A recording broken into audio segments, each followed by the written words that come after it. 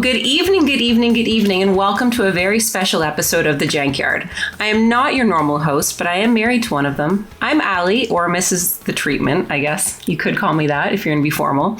So today we're going to be doing a very different ride than usual. Today we're learning about the men, the myths, the legends that are the Treatment, Schmendrix, and Killer Cactus. So before we begin anything, I kind of just want to go over the plan. Am I calling you guys by your made-up names or by your real names tonight? I'm cool finally revealing who we are. Everybody knows my name, so... Are you suggesting that Schmendrix is not on my birth certificate? Yeah, that's fine. You can call me by my given name, Schmendicarus. Here's the third.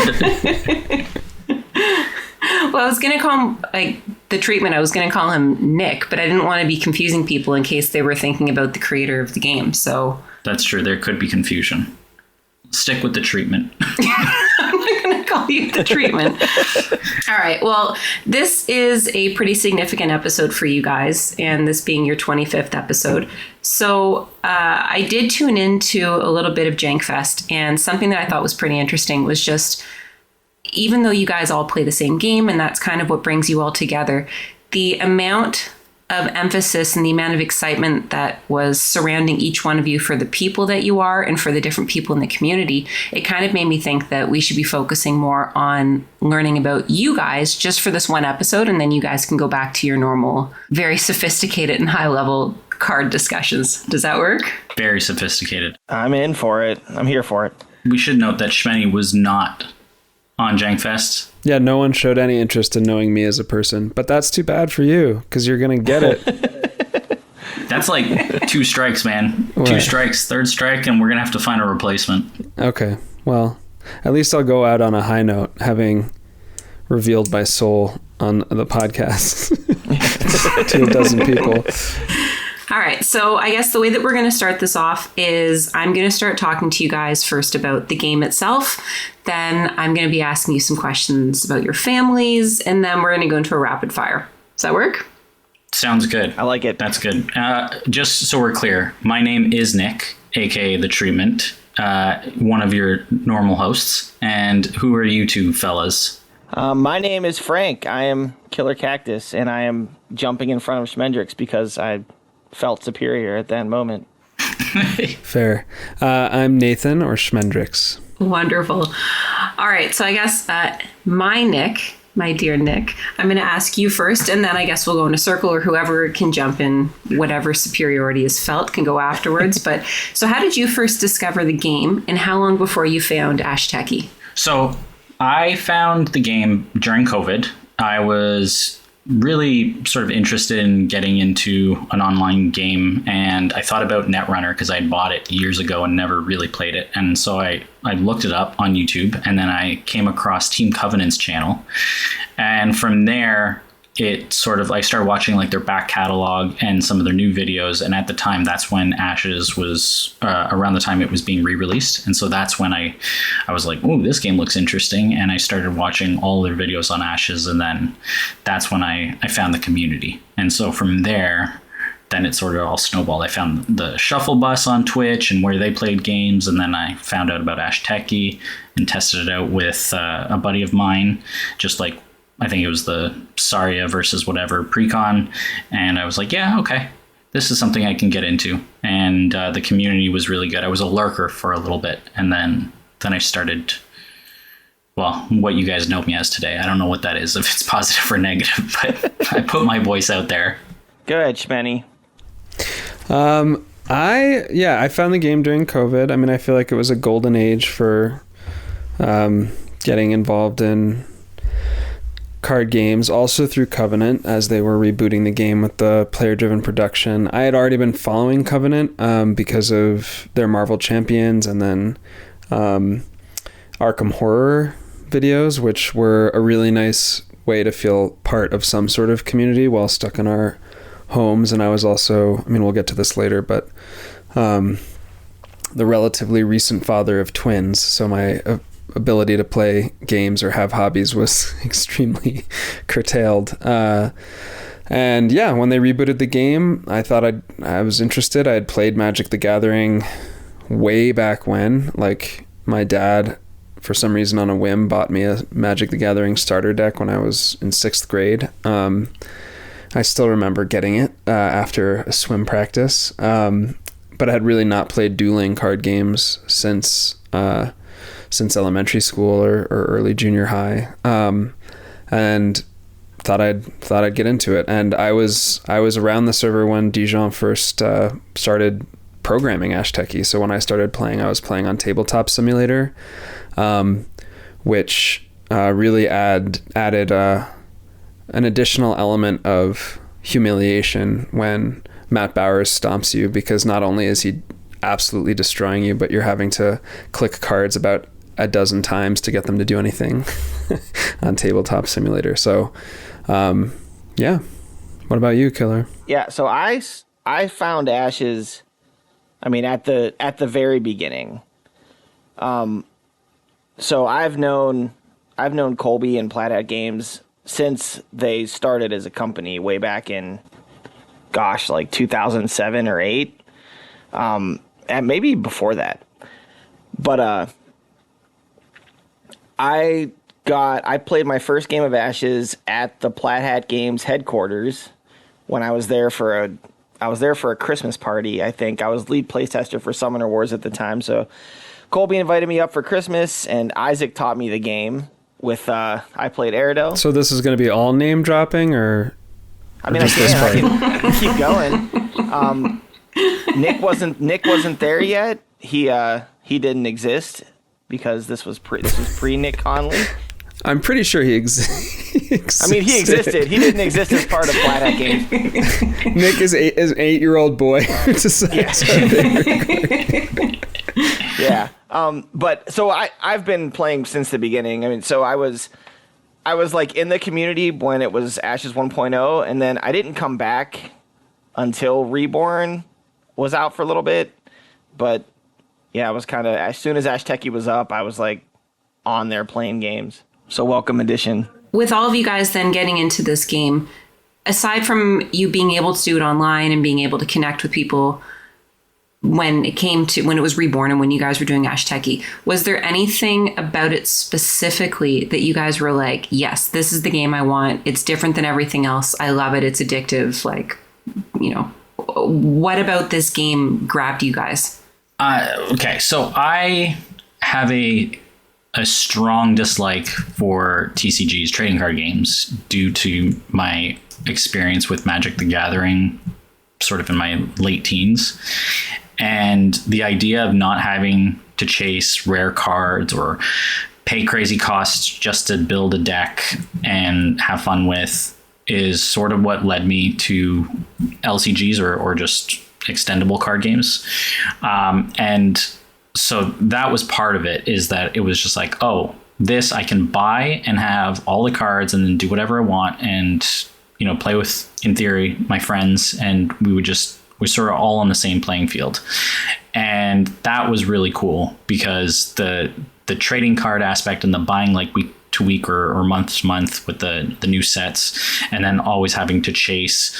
I remember it was like Jace was big in Magic the Gathering at the time, and some people who would show up to Friday Night Magic had 4 of them, and it was like $150 card. And I'm like, I'm playing a pauper deck, and it just was not at the same level. It wasn't fun, and I didn't have any interest in spending that kind of money. So that drew me into the game, and then the gameplay and the artwork were probably the second parts of it. Like just the whole way the game mechanics work appealed to me for whatever reason. The idea of it fixing so many problems I had with Magic, like the dice, the first 5 mechanic, those were instant grabs. So that's kind of what drew me in. Yeah, for me it was I was, like I said, I hadn't really played Magic since I was like 12 or 13, really not played card games. So I'm sure I was doing some deck building then, but I don't really remember what that was like. And so this was really the first game, or among the first games that I really started doing serious deck building for. And what really drew me in was like I said, I started playing Marvel Champions. I got it not long, the Christmas it was released, so December 2019, just before the pandemic, and started deck building in that game. But that game, like a lot of the Fantasy Flight games, they're living card games. It's very the deck building is very constrained, so you have to build within certain aspects. And the mind-blowing thing to me about Ashes was the way in which the 10 dice system just meant that you could play literally whatever cards you wanted in the deck, and craft a dice pool to be whatever you needed it to be to support those cards. And so the possibilities just felt totally limitless, and it was like falling down a very deep well. I would find myself thinking about Ashes decks. Like, I'd fall asleep thinking about different Ashes decks. I'd wake up thinking about different Ashes decks. A lot of them were very bad and not effective. But it was really fun to just feel like I had complete creative freedom in thinking in deck building. Not having to think when you're deck building about like how many, do I include lands or whatever, right, mana source, or how do I have to ramp this up? It's like, no, it's like, this is what I want to start with. This is my game plan. You just need to make sure that the spread sort of works, but it's just so open and so much fun. Yeah, and not only that, it removes the randomness from drawing those lands, right? Like, you've got to include 25 lands or whatever in a Magic deck to make sure that you consistently draw them, and you're able to play all your cards. And taking that out of the game and just putting your mana on the board and eliminating those games where you just don't draw any land in Magic, I thought was a big draw for me. And that's part of the reason I love the game. I've been playing dueling card games forever, and I played a bunch of them, including Magic, but a bunch of others. And I was really drawn to the resource system in Ashes and the first 5 mechanics specifically. I really liked that it takes that randomness out of the beginning of the game. Like I said, it eliminates the games where you just draw a crap hand and lose because of that, and it eliminates the games where you don't draw any resources and lose because of that. Now if you lose, it's on you, and as we may or may not talk about tonight, that can create some pain from a player standpoint when you get on a losing streak of games. But it's a good thing about the game, right? It's skill based. You're not going to have these games where you just kind of crap out and don't really get to play the game because you didn't draw the cards that you needed. That doesn't happen in Ashes, and it's something I really like about our game. I mean, I think like it still does. I don't want to dismiss the luck aspect of, a bad second round draw or totally. whatever, but I think those are things that are more workable, and you can sort of adjust a little bit more. And I think it's also because the card, like the deck size is smaller, those tight choices, like the consistency of your deck comes down a lot more to the deck building as opposed to just a larger variability, I think. Yeah, I mean, it's a card game, so there's always going to be that factor to it. But I like that it doesn't happen in round one, right? You at least get one round of playing the game, and it's the most important round in the game. So even still, like, you can draw a terrible hand in round 2, and sometimes you lose because of that, but it's the exception and not the rule. And even if you do draw a bad hand, depending on how you set up your spell board and some other things, it might not be a big deal. But if you play Magic, you draw one land and the rest of your hand is 2 and 3 cost spells, and you just don't draw another land for 3 turns, the game's over. And it's the game's over in 3 or 4 turns. Lorcana is very similar. If you draw a bunch of cards you can't ink, and you can run into these games where there just isn't a game, but Ashes doesn't really have that. Or at least certainly not to the degree that most other card games do. So I like that about our game.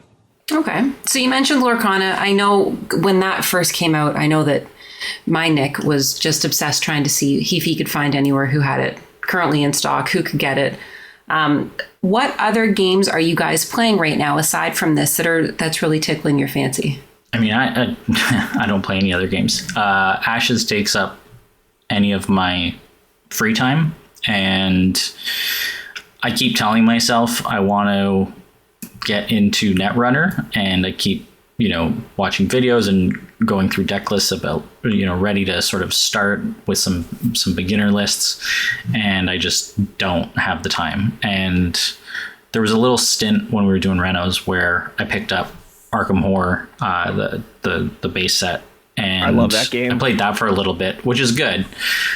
But in terms of like peer-to-peer games and just my time availability, which tends to be at night, Ashes is the only game that I play. I used to play Dota like a ton, to the point. Yeah. If you couldn't tell by the tone of the voice, it was a negative addiction, and it occupied way too much time in my life. But I don't play that anymore. So yeah, I'll hold my comments. I played a lot. Some days were really, really bad. It was not good for my mental health. Not that Ashes is much better, but well, no. If I can interject here, the difference that I found is that at least the benefit that I've noticed is that when you're playing any of your Ashes games, you're playing within a pretty tight community of people who are, I wouldn't say equally invested, because some are probably less and some are probably more. It's a spectrum, but it seems like it's a pretty safe community where everyone is there to play the game. Whereas when you were playing Dota, I mean, you'd be playing in the middle of the night and you'd be playing with random kids who would be logging in Brazil, who would just be, just dicking around so hard. And you'd be really focused on trying to get rank and like trying to, build up to something. And so you'd come into the kitchen and you'd be like pulling out your hair, and I'd be like, what's wrong? And you'd be like, it'd be those stupid kids from Brazil. I was playing with them again. And so it was just terrible for your mental health because it didn't have the same control that this one did. Yeah. Like, this is a much more sophisticated community that is, I think, much more conducive to actually improving your gaming ability instead of just, focusing on rank. Plus, I found these two knuckleheads. So, there you go. There you go. Yeah. Yeah, I mean, I play mostly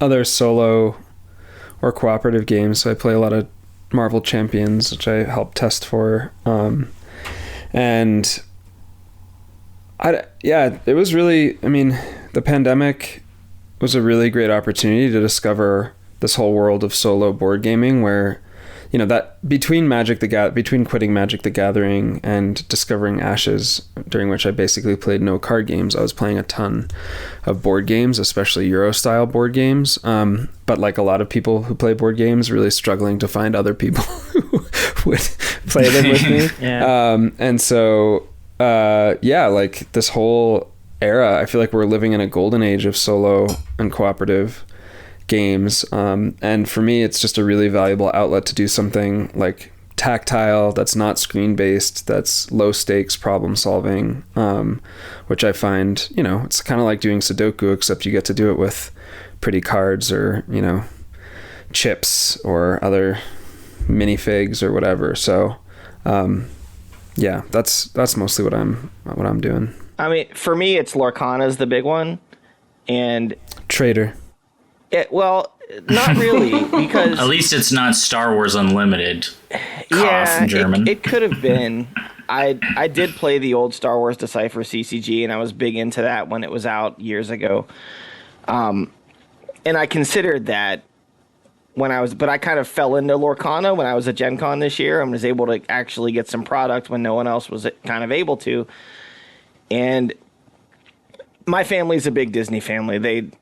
They love everything Disney, and it's no thing at all for my wife to sit down and play 6 games of Lorcana in a row with me, which will not happen in any other card game ever. She likes board games, and she'll play family games with everyone, but she's never really been into like a dueling card game, and those are the kind of games I've always gravitated towards and loved.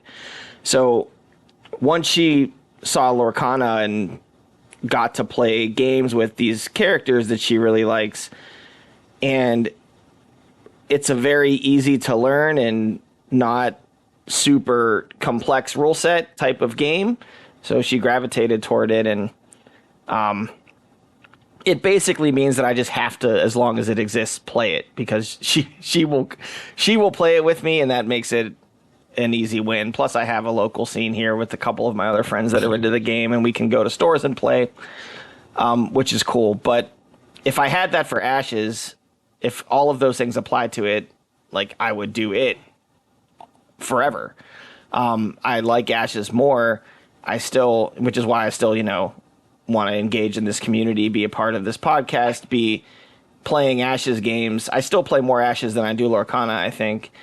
And that's with playing my wife 6 times in a day. So there's that. I also have HeroScape that I play. That's actually, if I'm going to name drop some more, that's how I met Colby way back in the day. He was the leading content creator, if there was one, for HeroScape back in 2002 and 3 and 4, and that was just by hosting a website for it. That was a forum site, and I mean that's what he did, and that's how he got his start, right? He got in with Hasbro through HeroScape, and a lot of people met him that way, and that's kind of how he started Plat Hat Games. So HeroScape's always been one of my favorite games forever, and it's been dead for 10, 15 years, but it's about to come back in a couple months. So I still have it. I kept all my stuff, and my kids like to play it. That was cool to have, because when my kids were little, I had a bunch of little miniatures sitting in the basement, and they could just come and screw around with them and play with them, and they like to do that. And HeroScape has a map system where you get to put together maps to play with, and they're interlocking hex pieces, and it's kind of it's similar to putting a Lego set together, and my kids always like Legos, so they'll come down and build a HeroScape map to play with. So I'm glad I kept that, and once it picks back up, I'm sure I'll spend too much money getting back into that and play it here and there. So Nathan, I have a question for you. And you guys, I'm obviously the non-gamer in this group. What is a Euro style board game? I am so glad you asked, Allie. It's such a great question. So in the world of tabletop games, there's this division that's generally discussed between Euro style games and Ameritrash or American style games. And European games or Euro style board games typically have a very dry theme or drier theme. You're usually building a cathedral or managing a port or doing some sort of economic optimization problem. And then they're very low randomness. So hi, bud. I'm talking to some people. My twins have come in. So I'm waving, but you guys can't see me. Yeah, they can't. So those are European games. American games or Ameritrash games typically have a fantasy or sci-fi theme. They have higher randomness, like card draw or dice rolling. They're often combat or conflict based, rather than you just kind of managing your own port. So yeah, classic Euro style game would be Settlers of Catan to a degree, but that's got more randomness, and that's why it's appealed to Americans. But that's the game that I think most Americans will associate with a Euro game when you say that word. It's like you said, it's probably not the best example of it, but happens to be. That's my wife. If my wife had a favorite board game, that's hers, and it's Catan. Yeah, she loves Catan. She would play Catan all day. That was really what got her into board games that weren't just Monopoly or Sorry or whatever. Once I played a game of Catan with her, she was like, "Oh, this is actually kind of cool." And I said, "Yeah, you should try out these other 5,000 games I have in the basement." It seems to be a real gateway game. It is. It's kind of, for at least for a while, and even maybe still now, it's I would say the gateway game that is at least commonly known by your average person who even hears about games, but it's also just sold everywhere, which helps it. It's sold at Walmart and Target and all the boutique board game places. So it's just really easy to get into, and because it has familiar things like dice rolling, it's not really intimidating. Like there's a lot of familiar concepts. So yeah. What was that one that we played? It was like Catan, but it was.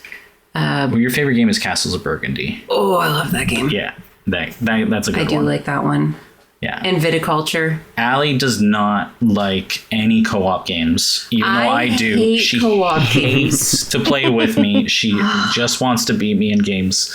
Nick's like, wouldn't it be fun if we played a game together and then I got to manage you and then I got to tell you what moves you should do or things. There's different. There's non-leader based cooperative games. I hate it.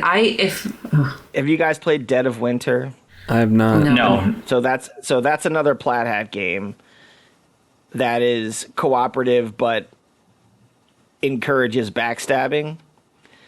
And yeah, like if you wanted to try a cooperative game where you don't need to be cooperative, that was really one to get into. There's so many different types, right? There's team-based ones. There's like the classic co-op game, the team-based ones. There's the ones with separate hidden goals, either to change like who has more points to break a tie, or to, in your case, like you mentioned, backstabbing. And then there's there's different variants. Ones with hidden information so that there is no quarterbacking. And I played one of those. It was like Space Cadets or something. I don't remember what it was, but there was like 9 of us one night where we showed up, and it was chaos. Everyone managed a station on effectively a replica of the Star Trek fleet, and that was a fun game. So there are different ones, but yeah, no, she just wants to beat me. Agricola, she really likes. Castles of Burgundy. Yeah, so you know all the Euro games. Yeah. Mm-hmm. Yeah, she's a big Euro gamer. Yeah, I just didn't know that's what they were called. Like I've never gone into a store and been like, that's the game I want. Any of the games that we have in our basement, we honestly have unpacked in our basement, and I don't think I'm exaggerating here. We have like thousands, plural, of dollars of games. Oh, dollars worth, yeah. Well, I don't know that that's saying much these days, because some games are like $100 easy. But yeah, we were like 50 games. I don't know. We haven't unpacked much, and I have 3 times that many on my wanted list. But my wife has instituted a strict 1 in, 1 out policy, which I have mostly observed. That's a pretty good policy. I think it would help to actually play the games and keep the ones that you really just can't get enough of. But there are games that I keep around for introductory or easy purposes. So it's kind of tough. I usually just go to Gen Con and set up potential client meetings for work. And then I say, well, honey, I have to buy a game from them if I'm going to try and get them as a client. And then I come home with 5 or 6 new ones, and it's just how it works. I mean, that's a pretty nice way of doing it, at least.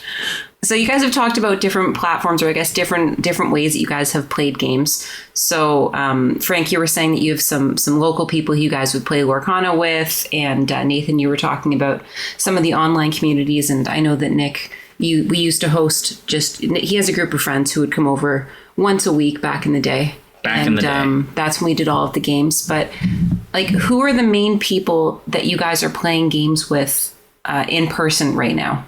I do not, unfortunately. Ever since COVID, having kids and moving, we used to live in the city, and we moved out, which also happened to coincide with all my friends moving out of the city as well, but we all went in different directions. Everything just stopped, basically. Like, we played a little bit online for a while, and then our daughter was born, and that just takes up time. And then we sort of kept going, like maybe once a month, and it petered out. And then I started up with, I found my neighbor is into games, which was awesome. And I was like, oh, we'll play a couple. And, we also now, he's got kids and we have our second now. So virtually zero board games or any other games outside of Ashes, which is a little bit painful, but I'm hoping that the time will come where I'll be able to get back into it. And if I can't find a group of people to do it with, then my kids will be co-opted into it one way or another. Yeah, totally. I mean, I think just in general, having young kids, I've got twin 5-year-olds who made their cameo earlier. But yeah, that's a lot to, my wife and I try to support one another getting time away, but to say, hey, I'm going to go play a board game for a few hours. So watch the kids on a Saturday afternoon can be tough. So, but I've actually,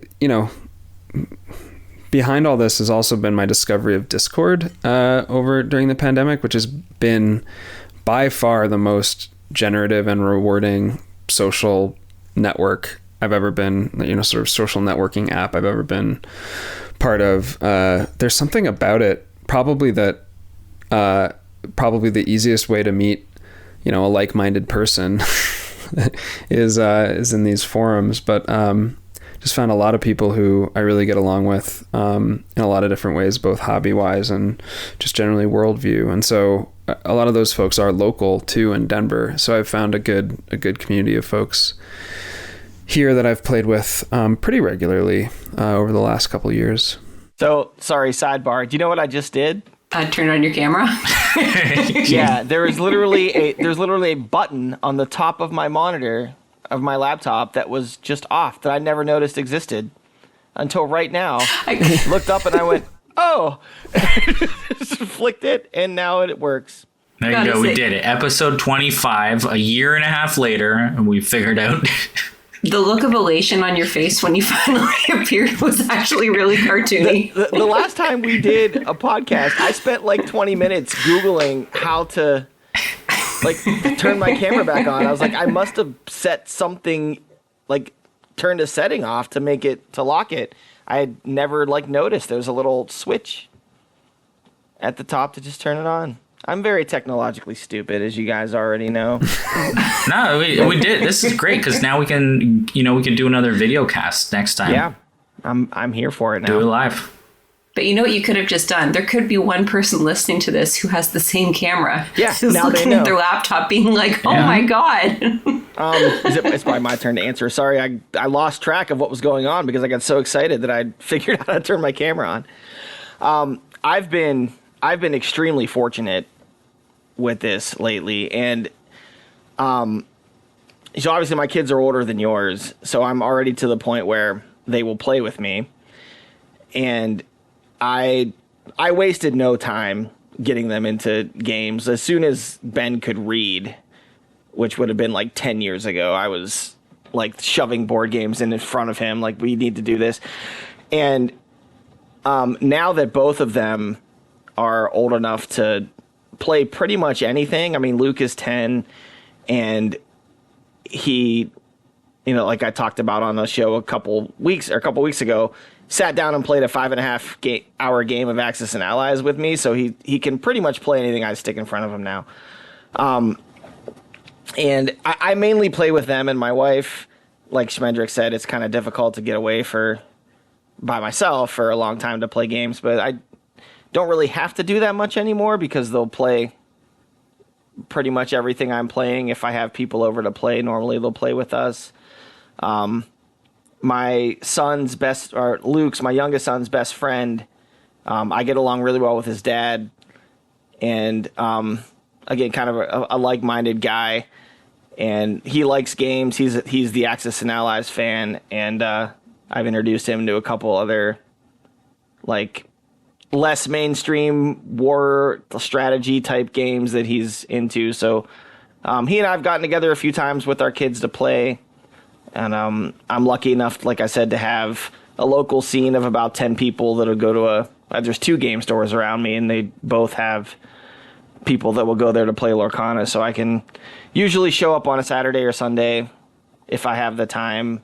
And again, with one of my kids that'll come and play with me and sit down and play with them for a few hours. So lately I've been pretty fortunate, but there was a time when my kids were just born where we used to get together, all of my buddies, and play games almost every week. And that just dead stopped. And we were the first ones to have kids.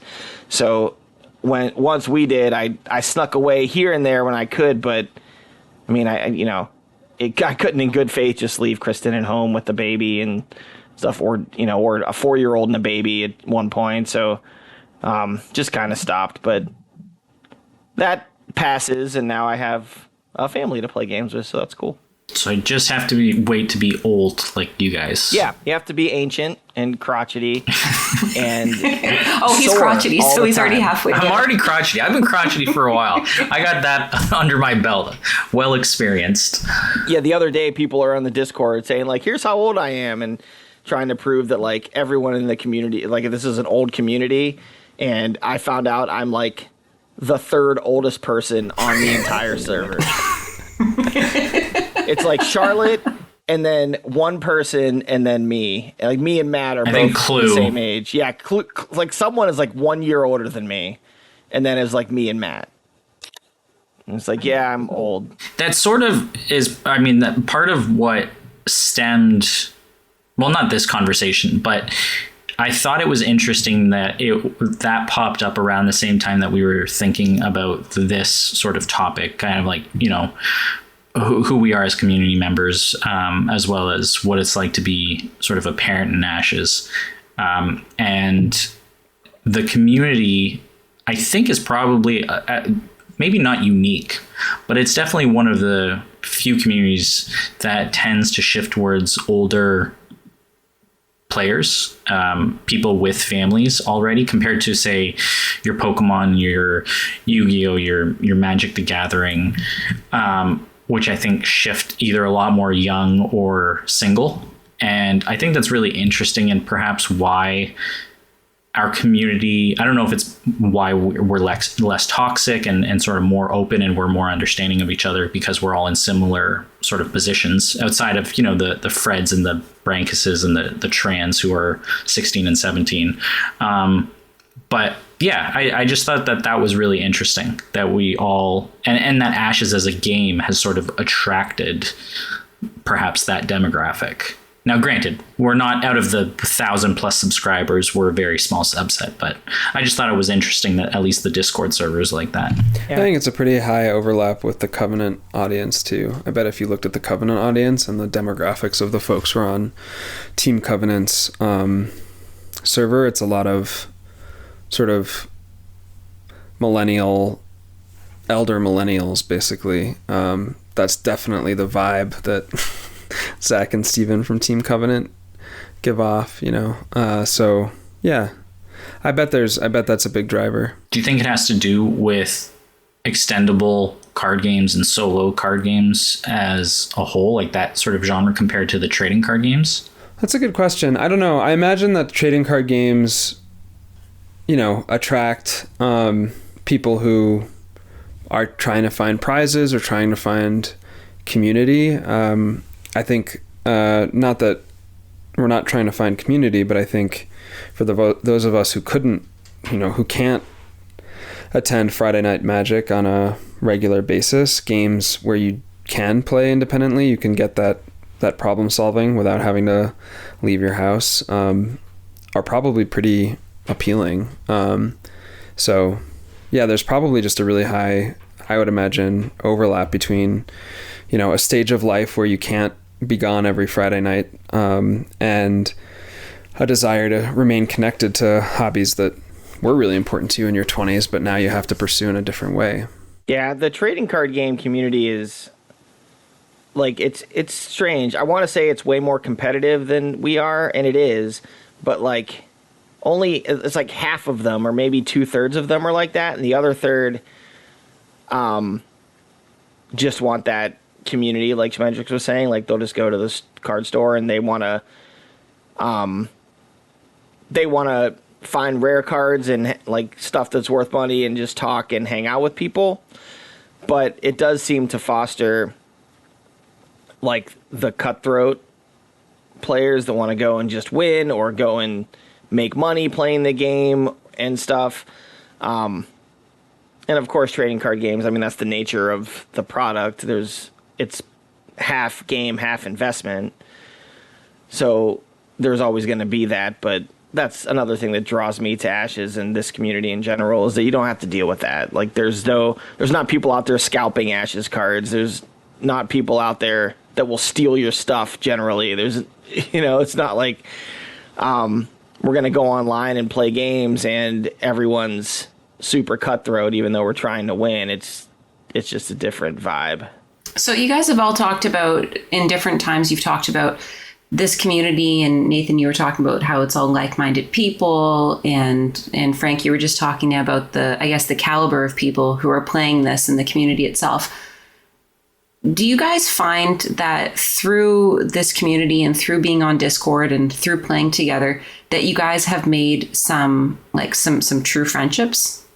I mean, the proof is really in the pudding. I haven't actually gotten together with Frank or Nick yet, so who knows what they're really like in person, but I mean, off mic, we've had some really important conversations to me, and I definitely consider them, real friends of mine. And I have a lot of friends that I've built up, like the testing group that I'm part of with Champions, a different game, but very similar vibes.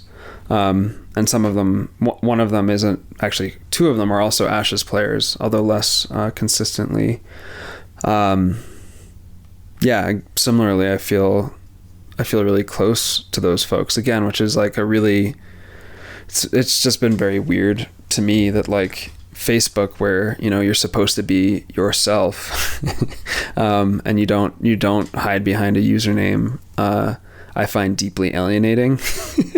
Whereas Discord, where everyone's generally engaging anonymously, although I think often being quite vulnerable about it feels way more authentic to me. So it's been really nice. Yeah, I agree. I would echo everything you just said, and I was just throwing up just this morning, I think, about trying to get, was it today I was trying to get you guys to go to Gen Con in August, or was it yesterday? I can't remember the days when I'm trying. Yeah, when it's tax season, I forget what day it is all the time. As a matter of fact, I had a doctor's appointment today at 11:30, and I was totally convinced that today was Wednesday, and I just didn't go. So I found out at 12:30 that I missed it, and so I don't know what day it is anymore. But yeah, not only you guys, which I agree. I've actually probably talked to you guys more about deep stuff than anyone I've met online at any point, but absolutely have made friends, and I love to go to Gen Con just to see some of those people. It's like a once a year thing. I get to see Colby like 3 times a year usually. Get to see he just keeps shaking his head. Nathan. I don't care that he's famous, right? I know the guy. But there are other friends that I've made through it, and it's just really cool to have a hobby that brings a lot of people together. And we spend a lot of time on the Discord talking, right? So it's very easy to feel connected and close to those people, because a lot of times I'm talking to them more than I talk to like my friends that I see from time to time that live down the street from me. I talk to like Carl Diaz on Discord more than I talk to most of my friends, just because we're on there posting every day. So I think I've made lots of them, and people that if Ashes stopped, right, and everybody stopped playing the game, I would still want to stay connected with. Yeah, I think part of it is, at least with my friends, we are the only ones with kids. And, something I heard a long time ago is you drift in and out of friendships based off of a few different things like locality and stage of life and common interests. And so definitely with you guys in particular, where we have similar stages of our life, we're interested in the game, and we're also not physically close, but we're always on the Discord talking. I have been able to have more open, deep conversations with you guys than I have, like you said, with your other friends and with my friends, same way. And, similar with Shadowfire, where we've talked a lot, and it tends to be perhaps more game and personal feeling oriented, just because, you know, this game we've talked about before, the stresses of competition can weigh on you sometimes. And it's just been really nice to have late night conversations, you know, where we're all on a similar page or we have common experience that we can share. And for me, that's a really big thing. And then, you know, the actual server discussions are always a blast. I think there's a definite fondness for every member, you know, where we can joke around and then also flip the switch and have some really serious conversations, which is fun.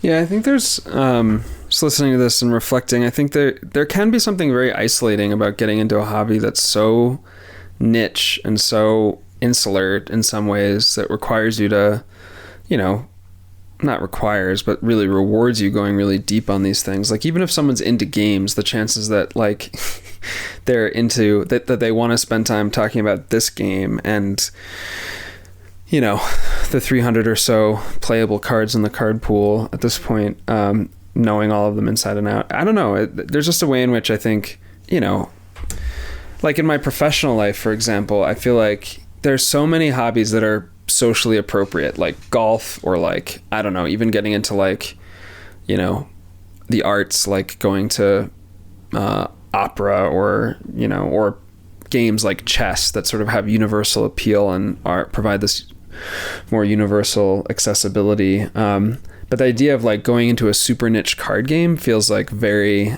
antithetical, or just very, like I said, isolating. And so I think one of the nice things about the community is that, you know, and what I've come to accept about myself is like, I like what I like. I also like chess, and like I like talking about politics and what's going on in the world, but like it's really nice to do a lot of those things in community with other people who also like this very particular game. And Ashes, I think part of its vibe and philosophy that Isaac built into it, with a recognition of the way in which TCGs can be exclusionary of people if they don't have the means to actually compete in them, for example, and also really suffer in terms of representation of different cultures and body types and gender presentations. Like, the fact that that was built into the game, I think, draws a certain kind of person to it who's not only interested in games, but also interested in like being in the world in a certain way, in a pretty open way, which has been really nice for me to discover. Hey, did you say Isaac just now? I know that guy. I know him. Name dropper. When Isaac and I were talking about it back in... See, I think the trick is, if you know your work hosts charity golf tournaments, or like, you got to be like, hey guys, what about hosting charity Ashes tournament? Mm-hmm. This is how you spread the word. This is what you got to do. Mm-hmm. Hey, you guys want to go have a pub night? We'll play a blitz round of Ashes. Oh, we lost Frank. Oh, he's back. Okay. Back. Yeah, I just had to call Isaac real quick. I'm back though.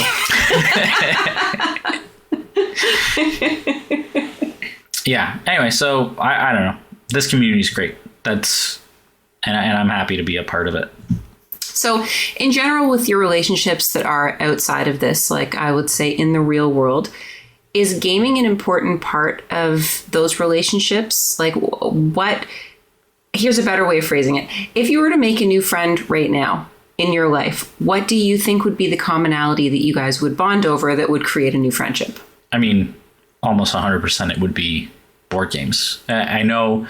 So how I got into board games and how I made the friends that I still have today was my first job after university.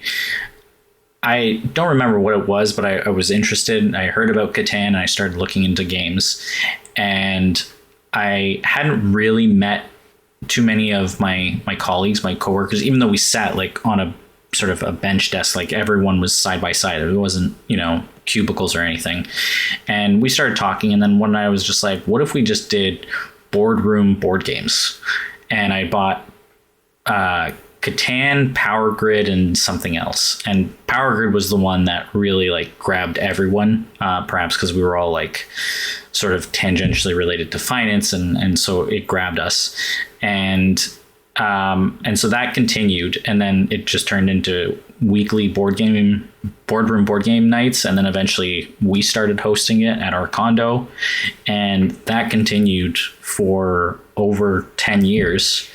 And there's been a temporary dip right now, but that strengthened those relationships. And I think if I was to find someone else to be a friend, that outside of direct neighbors, and thankfully I have a neighbor who likes board games, I would find like one of those meetups in town.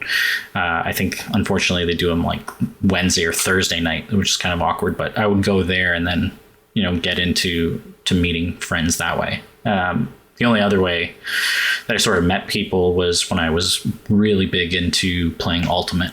And Ultimate Frisbee. Yeah. To anyone, because only people who play Ultimate Frisbee know that it's Yes. Ultimate Frisbee. Everyone else they're waiting. You've said the adjective, and everyone's like, Ultimate what?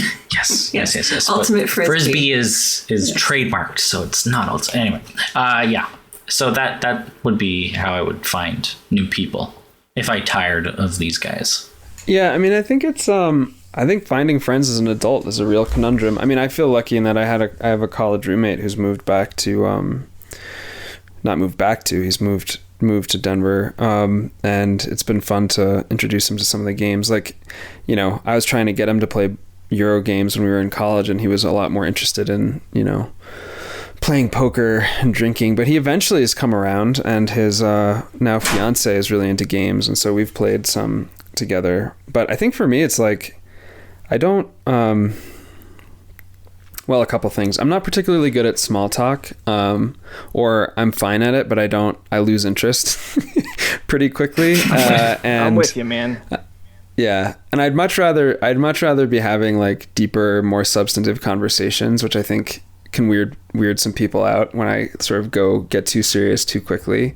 And so board games are a nice, like, safe, structured social interaction that like doesn't require me to have the same kinds of surface level interactions that just feel like time wasting, basically, and also don't involve me trying to invite someone to get really vulnerable when they're not comfortable with it. But like, those are the things that I feel like as an adult man who's not in college, it's very difficult to, like, with other men in particular, get to the point where you can feel vulnerable and like sharing things about your life and what's going on. And so I think, yeah, for me, those are the kinds of relationships that I'd be looking for. I don't think board gaming is always a great way to get there, but those are the kinds of friendships that are really sustaining to me. And it's part of the reason why actually a lot of my closest friends in adulthood are women who I've known for a long time and have stayed in touch with and I'm close friends with. Yeah, I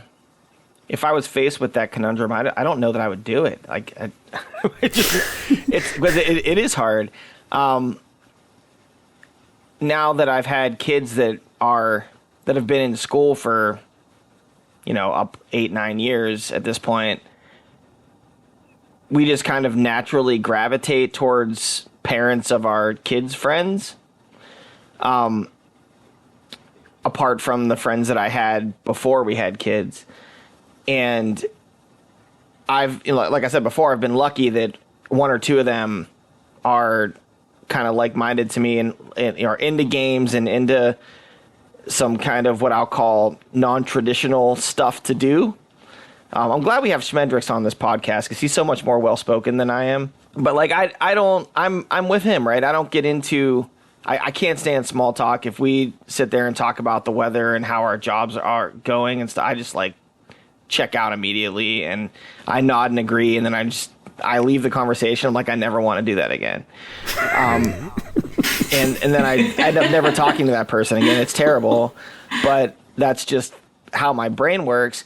But if we start laughing about something weird or off topic or whatever, then I want to talk to that person again. And I have a lot of interests that aren't like mainstream. So it's difficult to be friends with me because I don't really want to talk about the random regular stuff. My wife hates it because she just wants to, like, talk to normal people. And I'm like, I don't want like normal people. They're boring. I love the air quotes. Normal people. How many conversations do we need to have about Taylor Swift and Travis Kelce, guys? Like, let's be honest. Like, right? Have we not? Like, I think, thankfully, I'm devoid. Like, we do not have those conversations. But that last week, Kristen goes, "We're going to watch the Chiefs game. I want to watch it," and I'm like, "Why? Like, there's no reason because they're fun to watch." Patrick Mahomes. Yeah. It's Allie's big on Patrick Mahomes, so. He is we'll watch. so dreamy. it makes sense. You guys look a lot alike, Nick. You and Patrick. yeah, class dead ringer. Yeah, I think I saw you on an insurance commercial somewhere. You gotta do, instead of the small talk, you gotta do those like really interesting sort of off slant icebreakers, like. What's your opinion? What do you think of cereal? Is it considered soup? Like, is cereal a soup, or what's one of the things that you had? Oh, is a hot dog a sandwich? Is a hot dog a sandwich? And you drop one of those. That's a good call. And then you get into philosophical an debate. interesting debate, philosophical, whatever, and it just get rid of the how's the weather, how's your job. At one point, I actually did have a bunch of those conversation starters in my wallet. Like 20 or 30. It's so much better. And like all of a sudden, the person's like, "Wait a second, I got to think about that." And it works best though if you're going into a group where there's like 5 people, and then you give the conversation opener, because then people will have really, really strong opinions, and then it creates the cross conversation. I love it. See, what I've noticed from all 3 of you guys talking, all 3 of you crave the vulnerability and the authenticity of these conversations that you're having with each other. And I wonder if more people want that in their life. They just don't know how to get it. And something like being part of Discord, where you can go into it and you can make up whatever name you want. You can just lead into it kind of heart first, being fully exposed, and just be like, "Hey guys, this is what I'm feeling." And if someone is mean about it, or if they don't receive you well, you're like, "Oh, it's okay. I don't have to see that person again. They don't actually know who I am." But the truth is that no one ever responds that way. You open up your heart. I'm a big believer of vulnerability breeds vulnerability. So if you are talking to someone and you say something that is, really raw, really personal, very rarely is someone going to laugh at you. More often, they're going to be like, "Hey, you know what? Now that you've shared this story with me, I feel safe enough where I can share this story with you," and then you move forward. Just on that point, because I think it's good to open up sort of that topic and that channel, I guess, for others. We had fertility problems for 6 years, and like I said, none of my friends were even in really like long-term relationships or anything. Definitely none of them had kids. So I felt like I had no one to talk to. And so I just bottled that up and dealt with it for a long time. And then eventually, randomly, I talked to someone at work one time and I mentioned it. And he was like, "Oh yeah, like, we had the same problem." And all of a sudden it turned into like this thing where we just had a great conversation. And a similar thing happened here. It's not my place to overshare, but German has opened up before about it, and we had a conversation about similar, and it was just really refreshing to be open with someone, especially as an adult male. At least in my case, typically don't share like more of the deeper topics, especially around emotions and dealing with certain stresses other than work. And it was just really refreshing to have those conversations. And I think, the 3 of us have had similar conversations, and it's deep. It's not that small talk. It's nice to have something to relate to and to share with, and to, whether it's venting or whether it's like just being open to listening to someone. I just find it's been really good. And Allie has helped me open up with other people, and it's been very beneficial to my relationships with people. No, I think, Allie, you're onto something for sure. And I think, that is one thing I noticed on the Ashes Discord. I remember those conversations happening. I think, I have been I have been more private. You know, I don't. There's some things I'll talk about. There are other things that I think are trickier to navigate in these kinds of online spaces. I don't always know why I'm making those decisions as much as my own, just trying to work through my own insecurities or other things, or mismatches between like what I think I should be doing, like what I should be interested in and excited about, and what I am doing. You know, in my career, I'm a leader in the organization I'm a part of, and it feels like sort of where I am in my career and where I am in my organization, should be doing like more serious things. I should be like developing deep thoughts about, you know, Sun Tzu and Herodotus or some shit. I don't know. And like, I'm mostly interested in thinking about whether Fiona should have 16 or 17 life to rebalance her. So, you know, I think that's tricky. And, you know, I think one thing I like about the Discord is that, like, being a more senior member of my organization, it sometimes feels difficult to like have more peer-like relationships with my colleagues, which I miss. It's one of the things I really liked. I made a lot of good friends in organizations I've been a part of, and not bringing that. It's part of the reason why I don't like talking about it as much, because I really don't want hierarchy to be factoring into my relationships. Like, it just doesn't feel relevant, and I don't want to create that risk in a place like Discord. Yeah, that's interesting to hear you talk about that, because I'm in a similar boat, right? I'm a leader as well, and I feel the same way. And like, I look at the other people that are leading, and like they are like, that's what they're doing. They're developing deep thoughts, like their careers, their life. And I'm like, while my career is a big part of my life too, I'm also worried about Fiona's life value more than some other things. But what was really cool that's happened for me is, part of my job is also bringing in business to my firm. So, and I struggle with that. I'm not good at it. I didn't get into accounting to be a salesperson. You don't get into accounting to sell things. Like, you come out of high school and it's like, I like to count stuff and like to add things. I should be an accountant, right? And then you get into this business world and they're like, go sell accounting services to people. And I'm like, I don't want to talk to people. It's not why I'm in this thing. But the guy that was training us for practice development sat me down and was like, what are your issues with PD? Like, why do you struggle with this? And like, or do you struggle with it? I'm like, yeah, I can't, honestly, I can't stand it. I don't want to go sell stuff. I like to do what I like to do. And he goes, well, what do you like to do? And I started throwing out stuff, and one of them was board games. And he goes, aren't there companies that make board games? And I'm like, yeah. And he's like, well, go get them as clients.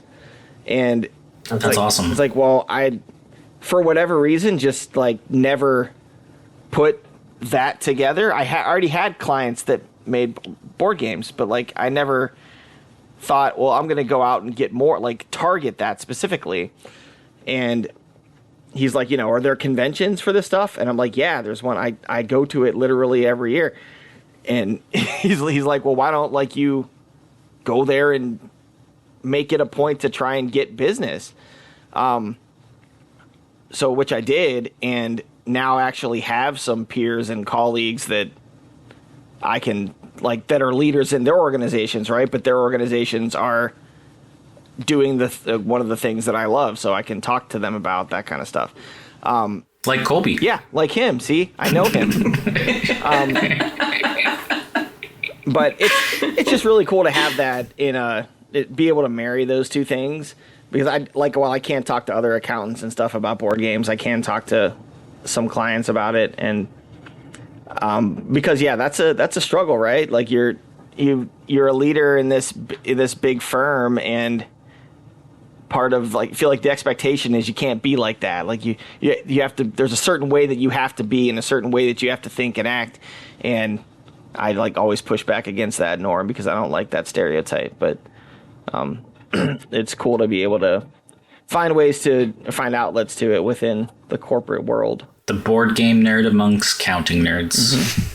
Hey, everybody gets to have a niche in something, and I can be there's not a CPA out there that's saying, hey, I'm the guy that specializes in board game companies, and I know your industry better than everybody else. And I can like legit say that. So that's pretty cool. I can sell it, right? That's very cool. I can meet these people and be like, yeah. I play your games. I have a bunch of clients that do this. Like, I want to be the guy that does this for a living.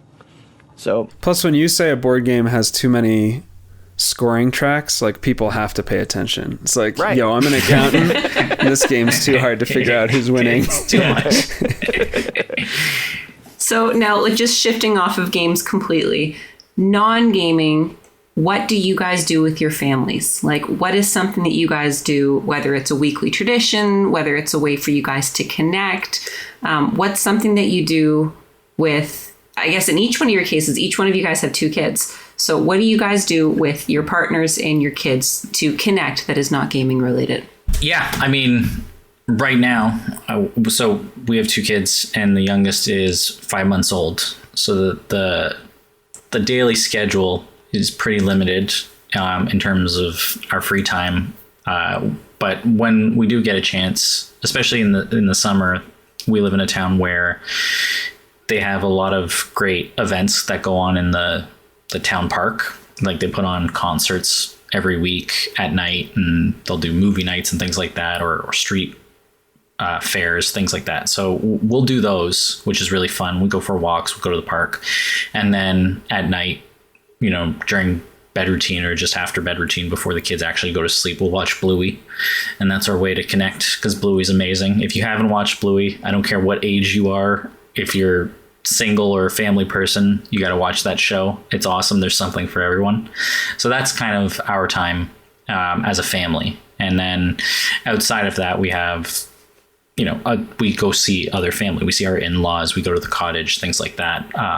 But yeah, when it's just us during the week, right now, at least temporarily, it's just very sort of same routine-y, especially in the winter, where it's a little more tricky with the rain and then the ice the next day, and then the rain and the ice. So yeah, I feel like we're really in this moment where the boys are 5.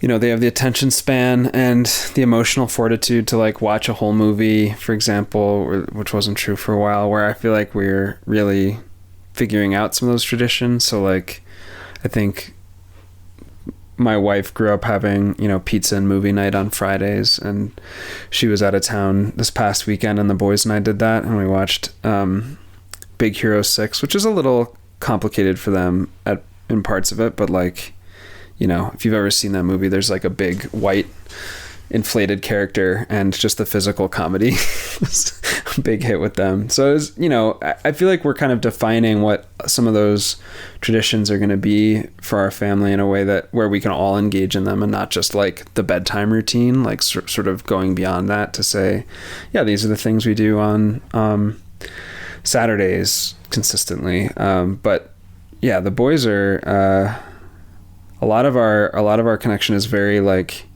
doing physical activities. Like boy twins at 5 have a lot of energy. So like climbing, riding bikes, swimming, which is, it's really fun. And they really excel at a lot of those things and pick them up really fast. So it's really fun to see them be excellent. This is, it's an interesting question for me right now, because I'm actually really struggling with it currently. It's for a lot of reasons. One is the time of year. This is really, I work a lot right now. I'm working 60, 70 hours a week. So I don't have a ton of time to do a lot of other stuff with them, and it's also crappy outside, and a lot of the things we do together are outside. So it's tough to do. But even more than that, I have a 14-year-old, and right, he's a teenager, right? He doesn't want a whole lot to do with us right now. He wants to be with his friends. He wants to, he's got a VR headset that he spends a good amount of every day that he's not at school on. And he's in band, he's in drama club, he's He takes drum lessons. Like, the kid's got a lot of stuff going on. So he's not around a lot. And when he is around, he's, he really wants to talk. Like, he wants to be with his friends. He wants to do what they're doing. He wants to be on the phone with them or texting them or talking online or playing a video game with them. And that's what he's into right now. So I don't have a ton. Like, I'm really trying to struggle to find something to stay connected with him on. My little one is the complete opposite. He wants to spend every waking minute with me that I'm around. And he and I do Taekwondo together. He and I are big WWE fans, which is kind of my guilty pleasure. But, like, we watch that all the time. And the Royal Rumble's this weekend, which is the best thing about wrestling that can ever exist. And we're all excited about it. So, like, I have a bunch of stuff that I do with him, and my wife and I usually will besides Lorcana, which is a thing that she and I do a lot of together, we'll watch TV at night. Movies, we usually get the whole family to watch a movie, and during the Christmas season especially, we did quite a bit of that. But we kind of have to force the older one. Like, intern number 1 needs to be forced to get off what he's doing and sit down and watch a movie with the family. But in the summertime when it's nice out, he and I will go disc golfing.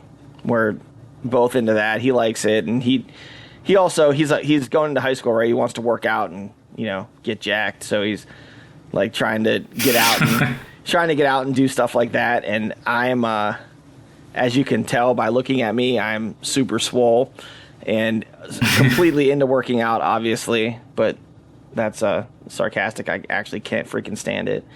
So I don't want to do it, but I'll at least get out with him. And we were, for a while in the summer, we're like going 3-4 days a week out to the disc golf course and like jogging the course, playing 9 holes and like doing push-ups and sit-ups in between. So like if we like bogeyed a hole, we had to do extra push-ups and sit-ups. And if you miss a putt within 20 feet, you had extra push-ups. And we did stuff like that for a while, but it's kind of hard to do that when it's crappy and wet and rainy outside. So I got to figure out something else to do with him, but I'll figure something out. Disc golf is a lot of fun. I've only played it once with a buddy, and I was immediately hooked because I used to play Ultimate Frisbee. Yep. And no one can see, but on the shelf behind me, I bought a set of disc golf discs. What was it?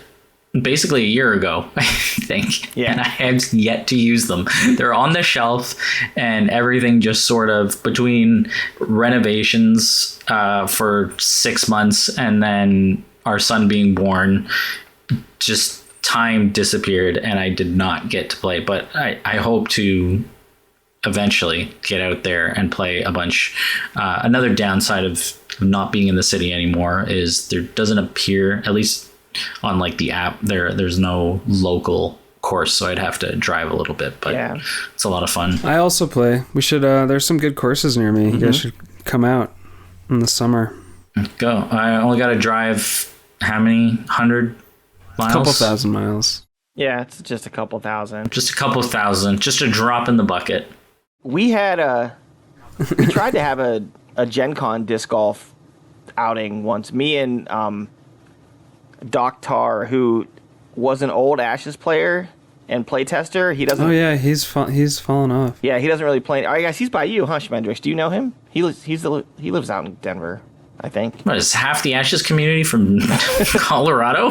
Maybe, but I know he's from out there. But he and I played one year at Gen Con. We went out like Sunday morning at 7:30 or something, or Saturday morning at 7:30. Went out and played 18 holes before Gen Con one year, and we were trying to like get that organized every year after that, but then I missed a couple years and he missed a year, so it hasn't happened since. But yeah, it's actually kind of crazy how many gamers play disc golf.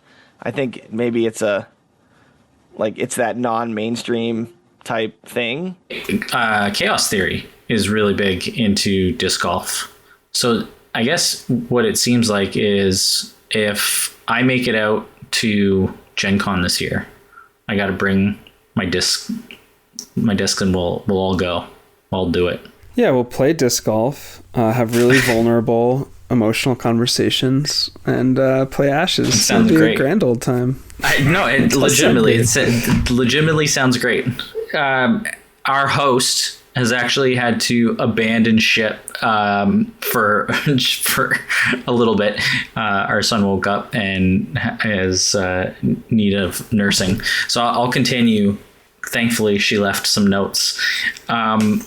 If you guys had a week off, I know, Frank, that would be a dream right now. If you had a week off right now, full budget, zero obligations, what are you and the family doing together?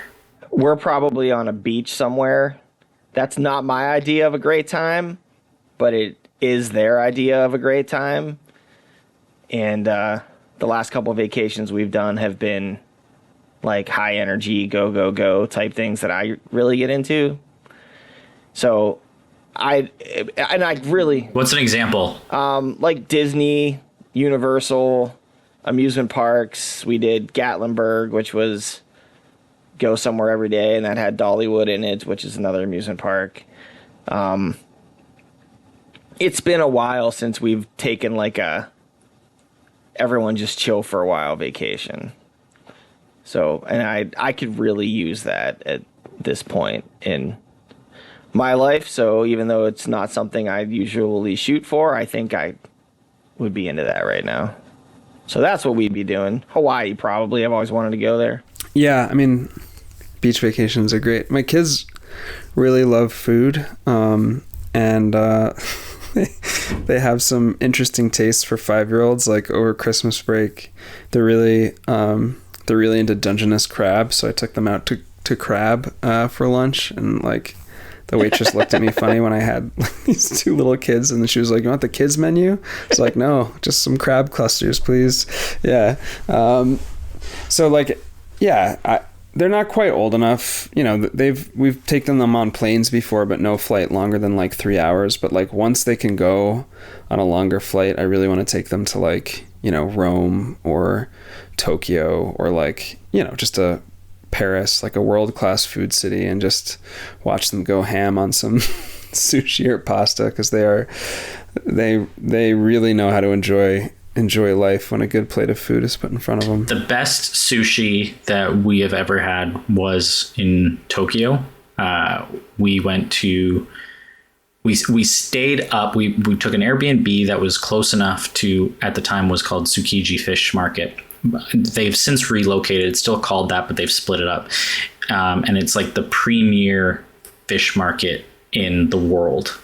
And so we got up super early at like 3:00 to go on the tour of the fish market. And by the time we were done the tour, which was only an hour and a half or whatever, the lineup for it's an active fish market where they do like auctions on these huge tuna. It's crazy, and they're shouting out numbers, and these things are going for tens of thousands or hundreds of thousands of dollars. It was insane. There's all kinds of stuff. Anyway, when we got out, the lineup for lunch had already started. It was a 6-hour wait, and we're like, what is that? We're not waiting for that. And they're like, well, that's for like the grade A, like sushi place, like the market. They're like, there's a grade B like right over there, and it was where all the travelers, like the backpackers were. And we're like, yep, we'll do that. We met some Australians there, and it was the best. It was so expensive, but it was amazing. So yeah, definitely go. Tokyo's highly recommended, but it is a long flight to get there. For us, yeah, no, we basically didn't take any vacation last year. I carried over like 20 days. So I got, no, it is not, it's not healthy, man. You gotta, well, it's like, okay, so not that I didn't take any time off. It just happened to be, I took pat leave, but there was like, I had also carried over days from the year prior. And so it's just sort of snowballed a little bit, but we haven't gone anywhere since 2022. We did a cruise, and that was amazing. With our daughter. She was 2 at the time. And that was just out of like, we left from Florida. So it was a couple hour flight. I would ideally like to go over to Europe, probably to do like a stay sort of more of a staycation in France or Spain. But yeah, a 6 or 7 hour flight might be a little tricky. We'll see though. It's doable. I know people who've done a lot longer flights with young children, and it's fine. It's just, you got to manage it and prepare. But yeah, definitely want to go somewhere and do something this year. It's on the list. Got to take some time away. And we're back with our host. She's back. This is what I She's missed. back. She's back. Now we were just talking about if we had like zero obligations and no budget restrictions, what we would do. And Frank said that You'll have to listen to the podcast. You'll have to listen. She's going to be doing the editing later, so she'll hear it all. You don't have to give me the recap. Yeah. I'll live this a few times. We'd all go on vacation. Yeah, I'd probably also upgrade my internet. Yeah, that's a good one. Jumping me off the Discord call every 5 minutes. It's probably your son on his VR. Yeah, He's taking all the internet. Him talking with his friends. I wish I could blame him. He's supposed to be asleep, but I mean, I guess theoretically he's probably up on his phone, like watching porn or doing whatever 14-year-old kids do. Yeah, that's not 14 years speculate. old. Just leave him. I used to have one of those like tube TVs in my bedroom, and my parents would send me to bed and they'd be like, "Don't watch TV," and I'd be like, "Of course not, never." Yeah. So I'd go upstairs and I'd watch TV, and then my parents, I'd hear them coming up the stairs, so I'd turn off the TV. And then my dad would walk in, and you could just hear the static on the TV, like the little It's prickles. still fuzzy. It's still fuzzing. And it's like it's still glowing. It's like, I don't know, it just does that. It's really weird. I've been a habitual night owl since I was a kid. Like, I just never go to sleep before midnight. I don't know, but that's just me. Oh, for the love of Pete! It's Now very Rosie's different. awake. Okay. Oh God, That's okay. Well, that was fun. I'll Schedule be back. program. Well, thanks for the drink. Yeah, no problem. You send me spitty. Yeah, alcohol's going to make it better. Are we going to fill time for Allie to come back and close us out, or do we want to... We should definitely fill time. There's nothing... Allie will fix it in post. Anything we want to cut, she can just... Isn't that always the way? We just go get disconnected. Let's talk about the chain list. We can talk about it. Just shove that in the middle of this, like, here's about us. And by the way, the chain list, I like it. That's good. I think it's a good one. That's my simple take. I think it's probably one of the better ones. I know everyone's like, Hypnotize. I don't care. It doesn't change anything. I hope it's good. Golden Veil is a great one. Right before the last chain list, I was playing... the Rin deck I was playing with the Rin Whale deck, was actually as much about Vampire Bats, Double Down, and Sleeping Widows in the first 5, and the Whale was kind of like, a pivot, and then they chained Widows and Double Down. So anyway, I'm kind of curious. I'm interested to go back. I think Double Down's not chained. What? They didn't chain Double Down? No, it was chained, and then it was unchained again, and now Widows is back off the chain list. I want to build a bunch of mean aggro swarm decks with some combination of Widows and Double Down in the first 5. Oh, it's absolutely, the meta is going to change for sure. It's gonna be messy for a while, but it's definitely, I think, going to push some of the aggro back. No, we'll see how it pans out. In AshCon is next. I don't even know what day today is. Starts like a 2 week weeks from now. We should probably, given this episode is going to go out, we should at least, we didn't do our normal intro or our news. Everyone should sign up for AshCon 5. There's a link on Plaid Hat's website. It's just a simple Google's form. Sign up before the start of February. I think February 2nd is the official end of registration, and then it starts on the 5th. I'm throwing this all off of memory, so I could be entirely wrong. And it's a week long. It's pods. It's great. You have to build a deck with at least 1 card from Blight, which I think is not a strong enough requirement. And we'll have fun. So there you go. There's our little news bit. And back to our regular programming with Allie, our hostess, with the mostess. Allie, yeah, you need to get this back under control. It has been gone completely off the rails. I mean, like I said, the good thing is now we're in the end run. We're gonna rapid fire through things just in case the kids wake up again. So I know, it's absurd. We have a 4-bedroom house, and yet all four of us right now are sleeping in one room. So when Jack wakes up, he's in a bassinet. So when he wakes up screaming, Rosie, who's in our bed, she wakes up screaming. So I get Jack down, I get Rosie down. Things are good. I come downstairs, and then I think she was honestly sleepwalking. She was just standing at the top of the stairs, eyes closed. Oh, God. Just, Mama. So I picked her up and put her in bed, and she was back out. Anyway, all the under 30 crowd just left. So we don't have those, luckily. Let's just go to the rapid fire now so that we can end this on a high. So for the sake of us doing a rapid fire, what is going to work is we're not going to give any explanation for the answers.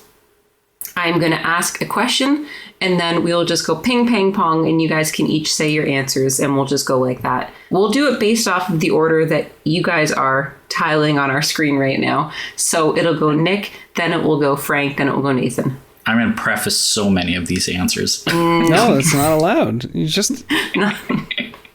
This is going to be what will generate conversation in the Discord, is people will be like, wait. Yeah, at least when you break the rules, you won't have to sleep on the couch, since you can pick up any of the other 3 bedrooms, apparently, that are available to you in the doghouse. So the rapid fire, starting with Nick. Best game to play with peers in real life, IRL. Concordia or La Granja? I'd say Catan. I'll say Terraforming Mars. Okay. Oh, that is a good one. Okay. Best game to play with peers online. Ashes. And that's not a cop-out. Yeah, I agree. It's Ashes. Yeah, obvi. All right, so what do you guys find is the best solo game? Video game, Frostpunk.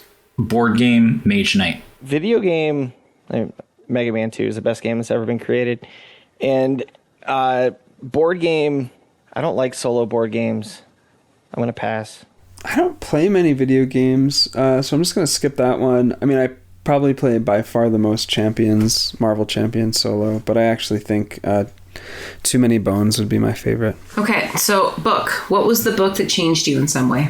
Hatchet by Gary Paulson, I think, or Harry Potter.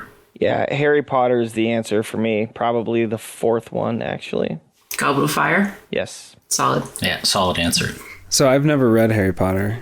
What? I refuse. Oh, that's going to generate some conversation after this. Oh my god, I think I just woke up our kids with that scream. I'm shocked. Oh, read it with your kids. Lord of the Rings.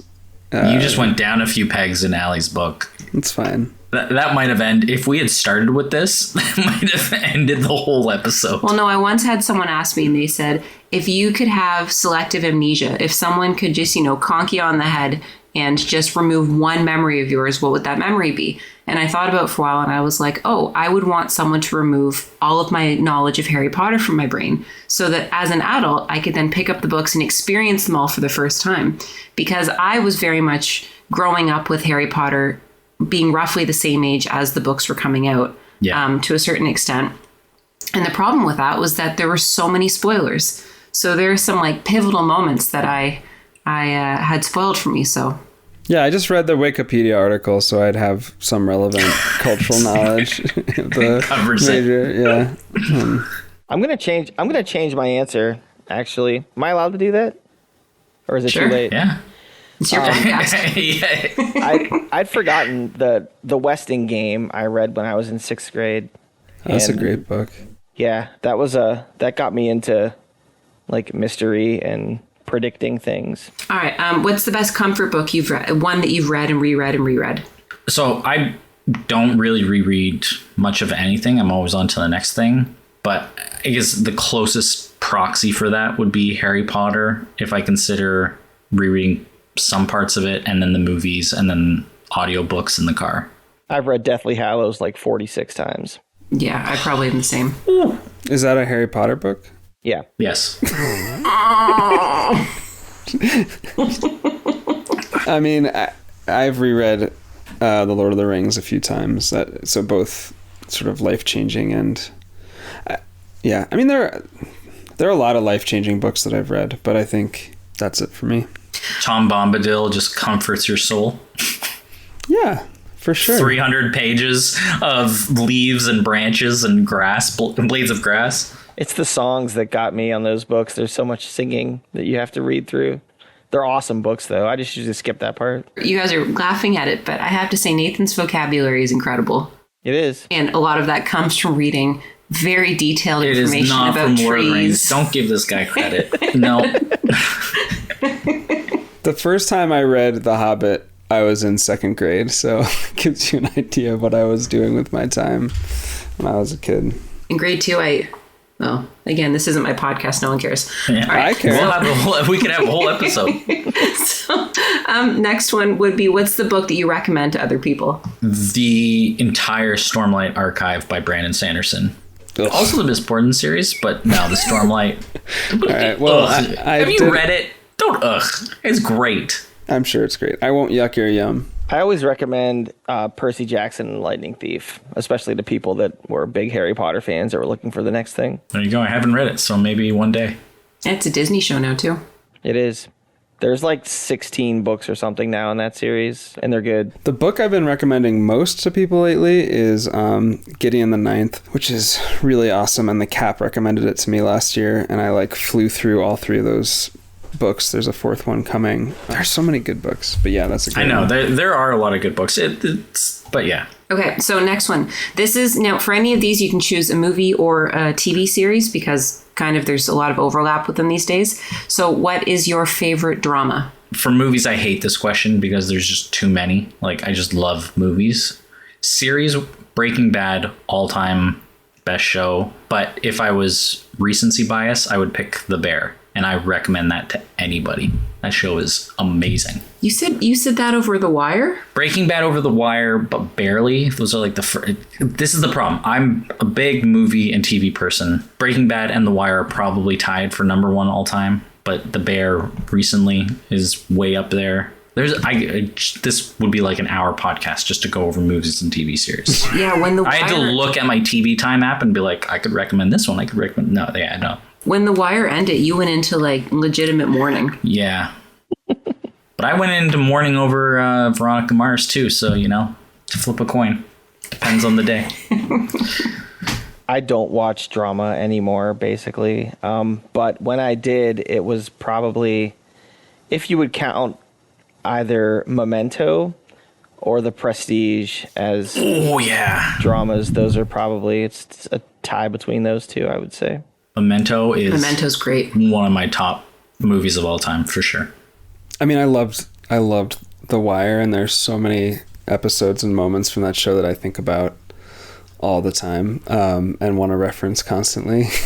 And I've watched it through 3 or 4 times. So that would be my favorite. But if you want something new and not the typical answer of a 30-something white man in North America... we watched The Bridge, the original Danish and Swedish version during the pandemic. And that show is an awesome Scandinavian murder mystery. Warning that one of the seasons, as far as I know, or when we were going through it, is not available on any streaming service or on US format DVDs. So I had to buy both an international DVD player and a European DVD. During the pandemic. That's hardcore. But it's great. Whoa, that's so hardcore. That's very hardcore. It was 2020. I had time on my hands. Now, same thing, best movie or series for comedy. Movie, Pineapple Express or The Other Guys. Series, Community, Ted Lasso, Schitt's Creek.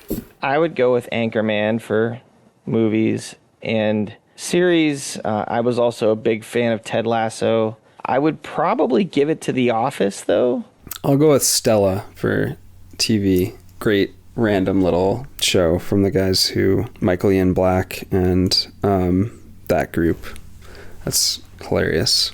So next would be movie or series, something specifically that you can quote. So like a comfort show that you would put on. So you mentioned The Office, but something that is a comfort.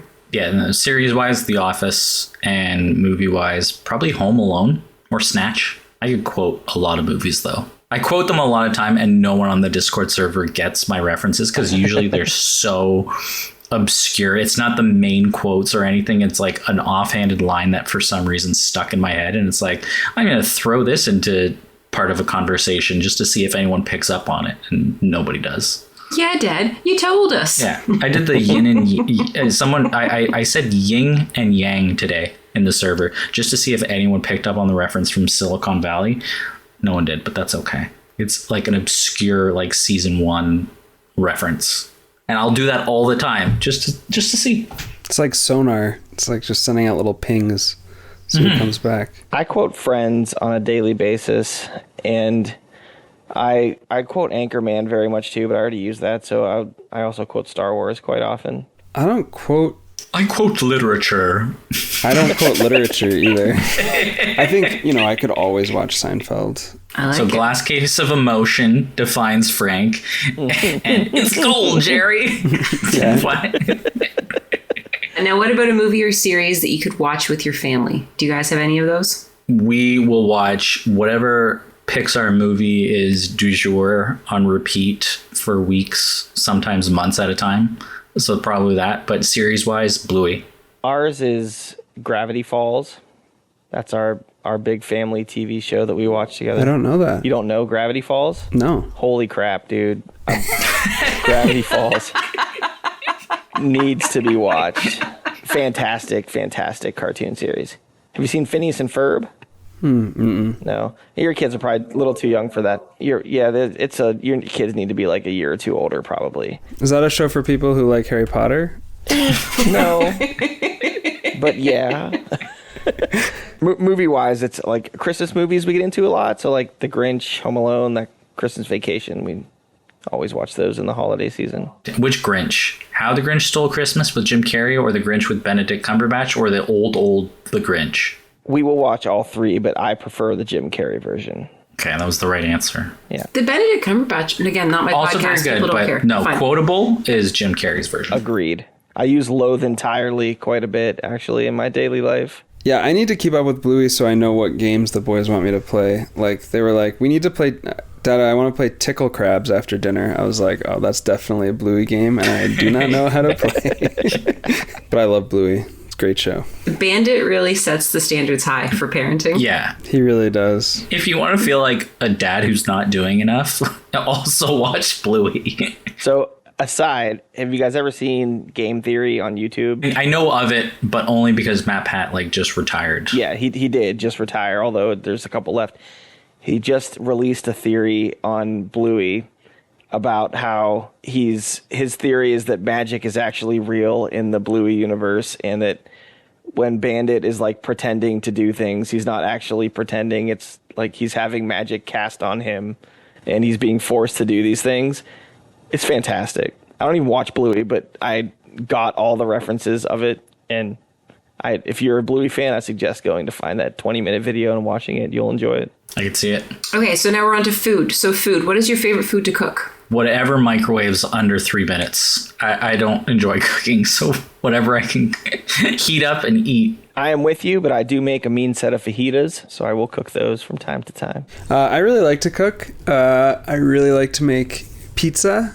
And I really like to make eggplant parmesan with eggplant from our garden. It has to be the sophisticated one of the bunch, you know? Like, we don't have a garden. We did have a garden. It got fried during the summer we weren't here. Okay, so your favorite food to order when you were at a fancy restaurant? Sushi or mahi-mahi, which is also fish. The fish so nice they Yeah. named it twice. The most expensive steak that they have. I love king oyster mushrooms, and if there's a restaurant that has like a vegetarian option for that is what I will pick. And yes, you've figured it out. I'm a snobby person. I also happen to be a pescatarian, and so I have a reason to be seeking out all of these vegetarian options. That's fair. We are... Is this something you want to talk about publicly? No, I don't care. What's this? We're flexible. We're mostly plant-based. We're mostly I would say we're flexible though. Like I eat flexitarian. chicken. Yeah, I eat chicken. But we'll eat chicken the same way that someone would like socially smoke a cigarette. You know, like you're at a party if and it's you've had a few drinks. or if it's the only thing that's there, yeah. No, it's a taboo thing though. It's not a taboo thing to be vegetarian or whatever these days. People have opinions. People do have opinions. All right, people be opinioning. I will apologize then to the rest of the podcast because I will eat all the meat that there is. I love steak. Damn meat eater. Okay, so then your favorite comfort food? I like a stew. Generally like a sweet potato soup or a lentil stew. Something warm and hearty during the fall. Yeah, that's it. Mine is tortilla chips and salsa at all times. I do like to destroy some tortilla chips and salsa, but usually under the influence of other things. I think comfort food, I'd say just, like pasta, pretty much of any variety, but especially like a lasagna. Very good. Favorite dessert? Chocolate chip cookies. Ice cream. Strawberry rhubarb pie. Oh, damn. Now I want to change my answer to some sort of pie. Whatever. I do like an apple pie. You were so confident in your answer. I was, but yeah. No, I like my desserts. Anyway. All right. Favorite chips? Miss Vicky's salt and vinegar or Doritos sweet chili heat. I would dummy bags of each of those. Like I said, I do like the regular tortilla chips and salsa quite a bit, but if it's just chips, I'll go with Cool Ranch Doritos. I will eat a whole bag of those without stopping. Those late July lime jalapenos, basically bougie Doritos. I was going to say, Nathan's never heard of Doritos. Yeah. I've heard of them. I just don't lower myself to eat them. He's never tried one. What's your favorite cereal? Okay, are we talking strictly cereal? Because then it's probably... Don't you mean soup? yeah, good. Nice. Callback. Lucky Charms if we're talking cereal. If we're talking breakfast broadly, then overnight oats. Cinnamon Toast Crunch for the win. I waffle between Cinnamon Toast Crunch and Golden Grahams. I thought you were going to say, I like waffles. Waffle. I feel like there are waffle-based cereals. I just don't think they're any good. French Toast Crunch. That's not exactly a waffle, but that's as close as you can get cereal-wise. But yeah, Cinnamon Toast Crunch, it's such a problem. It is. I don't like to drink dairy milk, and I have to if I get oat milk, I eat way too much cereal. Okay, so favorite ice cream? Heavenly Hash. Mint chocolate chip. I like just coffee ice cream. What? Wait, is that the snobby option? Yes. Why? It's not fucking pistachio or some shit. It's just like solid grandpa vibes. But like, the grandpa who's got like the cardigan and... Yeah, that's me. That's my brand. Grandpa vibes. I'm going to change my screen. It could have been like vanilla bean or something. It's not quite that bad. Yeah. So what's your music right now? Favorite music to listen to during the day? I listen to a variety of things, but whenever I find like 5 songs, I'll just listen to them on repeat for 8 hours. So I don't know what it is right now. One of them's from Gabby's Dollhouse. One of them is probably from Gabby's Dollhouse. That's true. And then, I don't know. There's like some Taylor Swift in there and some other stuff. There's that song from Spirited. That the Christmas movie. If you guys haven't seen Spirited with Will Ferrell and Ryan Reynolds, it's a good one, but the opening song is a banger. Keep that in mind. I do not get into music very much. Usually if I'm listening to something, it's like old nostalgic video game music or like the latest Disney song that came out or something weird like that. Like Moana? Sometimes, yeah. I have been listening to a lot of the music I used to listen to back in college. I've just been on a very nostalgic kick lately. So yesterday I was listening to a bunch of Interpol, which is awesome. And it's not snobby, I don't think. I was expecting like Vivaldi. I should have said that. Listen to some Yanni. Mozart is my daily go-to. All right, now best music for driving. Songs I can sing loudly to. I don't care what it is. 90s music is great for that. You just shout it out loud. Yeah, I agree. Anything I know the words to and can sing is perfectly fine. Paul Simon's Graceland. Pretty good. Best song to put you in a good mood. Hysteria by Muse. Eye of the Tiger. Song gets me fired up. Makes you want to do stairs. Dancing on My Own by Robin. Oh, that's a good one. Or maybe Call Your Girlfriend. They're both bangers. Any chance any of you guys are into RuPaul's Drag Race? Because if you want to watch some amazing lip syncs, Robin's pretty decent up there. And I had to stop letting my daughter watch that show with me because for her 3rd birthday party, she did a very inappropriate dance for the entire family that was entirely based off of Drag Race. I love that. Yeah. When a 3-year-old dead drops, it's like, no. She did a death drop and then she just started like air humping. Yeah. And then everyone went from watching Rosie to everyone turned and looked at me and they were like, what is she doing? And then I was looking at her for a while and I was like, oh, if you know the source material, it's actually pretty impressive. Like she's doing almost a beat by beat replay. Robin, a good singer. Okay, so, here's a good one for music. Wedding song. What was your first dance wedding song? Grow Old With You by Adam Sandler, which he sung in The Wedding Singer. Ours was I Knew I Loved You Before I Met You by Savage Garden. Oh, that's a good one. I used to sing that song in the bathtub. It's the nicest. We danced to an old Crow Medicine Show song. I'm trying to remember. I mean, I know the lyrics and the tune. I don't remember what it's called. I'll have to look it up before the divorce lawyer comes in. It's a good thing she's preparing for the ski trip. Yeah, for sure. Musical instruments. What instruments can you play? I probably can't play anything anymore. I used to play the bari sax. I was in a lot of bands in high school, but yeah, that was my instrument. I cannot play anything. I sang in high school, so I skipped over all of that. Play my voice. You have a beautiful voice. I'm sure you... I don't. The vocal cords. Let's see, what can I say? I can play the clarinet. Used to be able to play the piano. Probably still figure out how to. You're learning how to play the piano. Yeah, one hand at a time.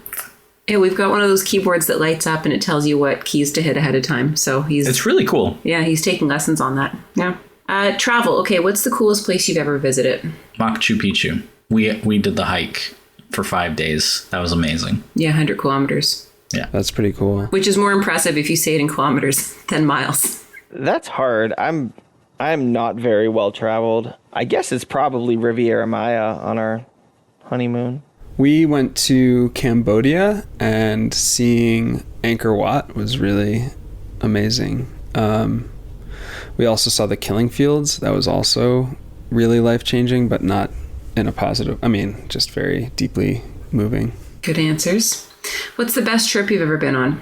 It's a tie between our trip to Peru and our honeymoon, which was a whirlwind of, I think, 12 countries. Those were probably my two best memories for traveling.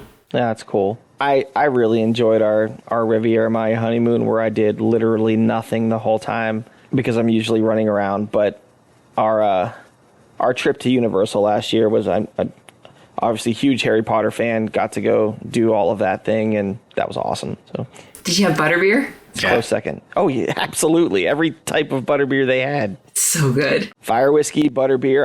I did all the things.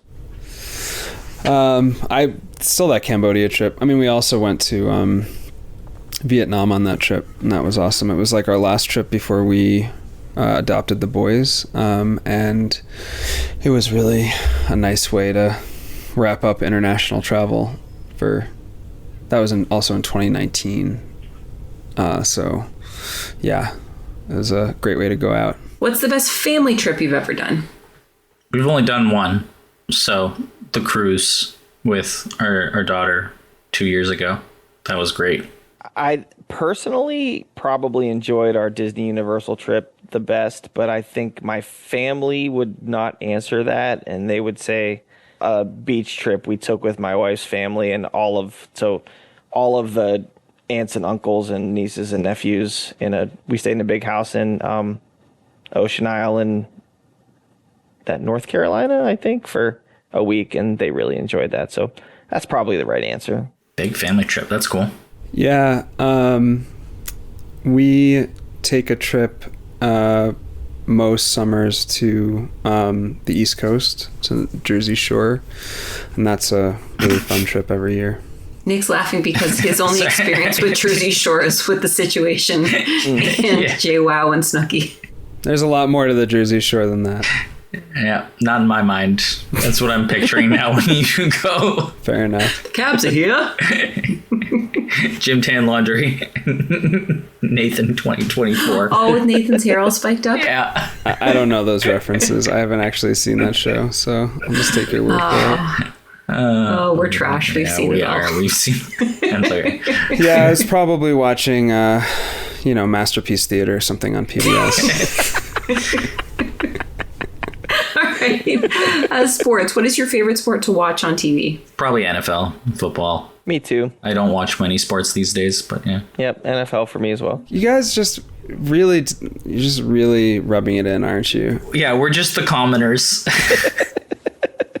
No, I like to watch A good game of croquet. no, I watch Premier League soccer. I'm a big Liverpool fan. So I really like to. What I love about it is like you watch it at 7 a.m. or 8 a.m. Mountain Time, like while the boys are waking up and having breakfast, and I'm done with my sports for the weekend. So what is your favorite sport to watch in person? We haven't gone to a lot of things. Basketball, probably. I've only been once, and that was exciting. We saw the Raptors. It was fan appreciation night. We got all like painted up, and they were like tossing out prizes, and it was just like, it was a fun time. And then they interviewed us for the local news station. Yeah. They were like, you guys are dressed up, and they were like, so what are your thoughts? And Nick and I couldn't.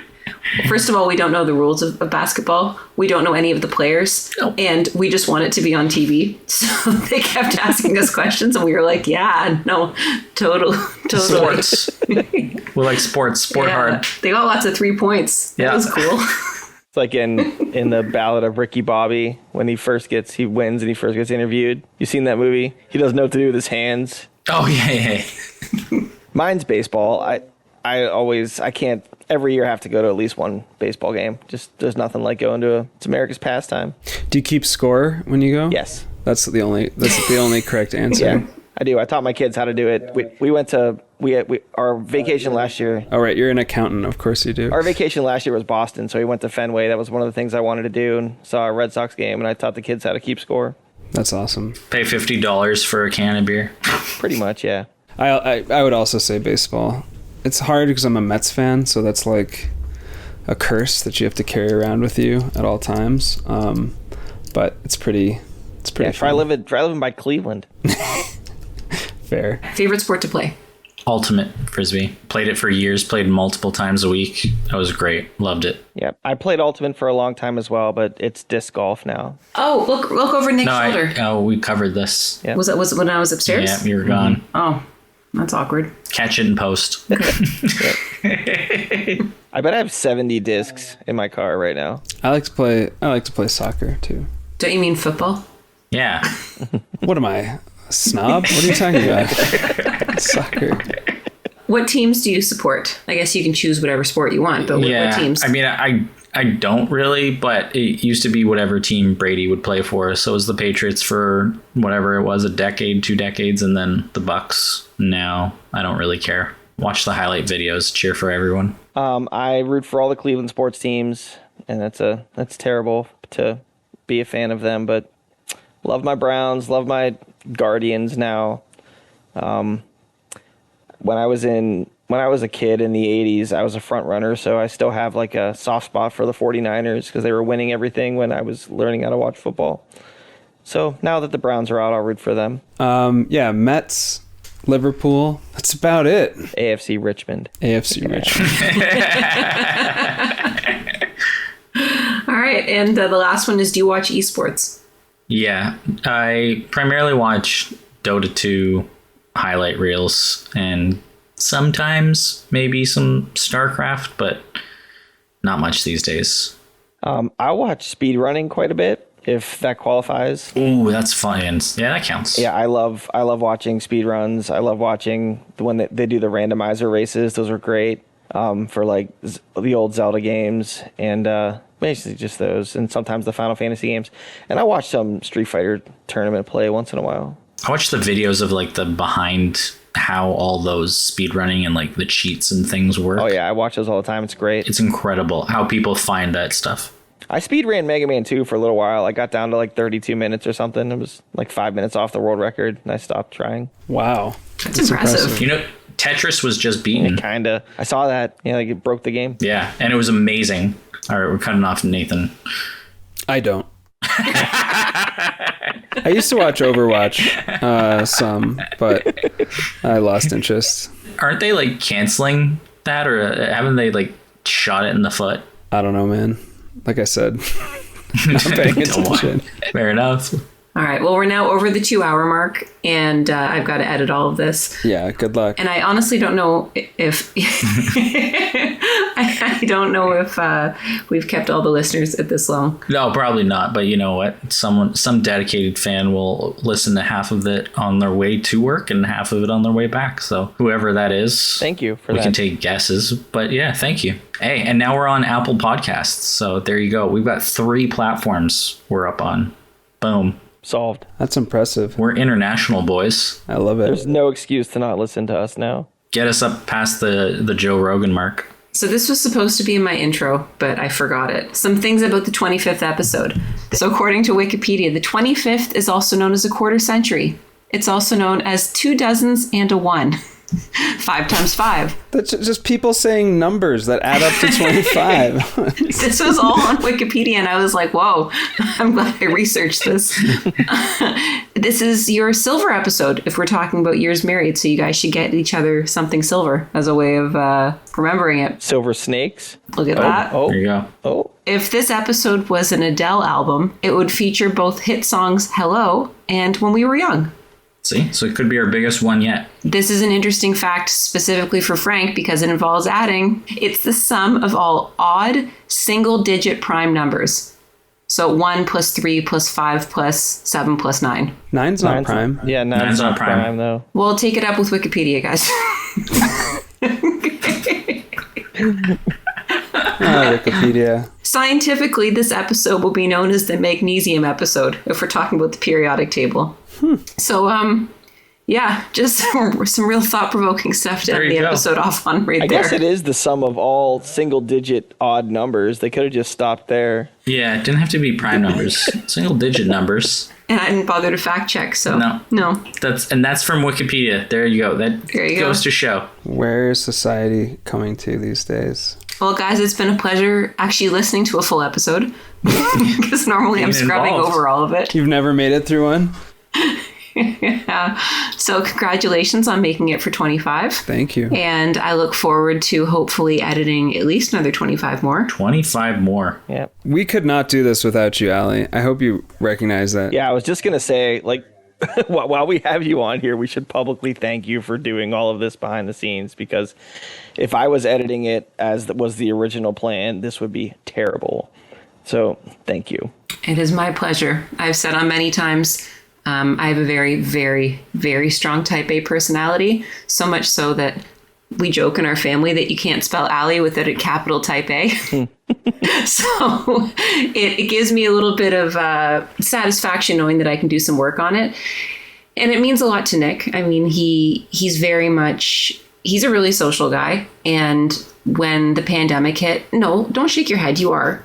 When the pandemic hit, he lost all of his social vices and he lost being able to play Ultimate Frisbee and seeing things. So for him to find this community that I think is actually good for his mental health, like I think it's a good thing for him. The fact that I was able to find some way of being able to encourage it and support it and also have him try something that's new, like it's a fulfilling thing for me to be able to do. So I'm happy to be part of it.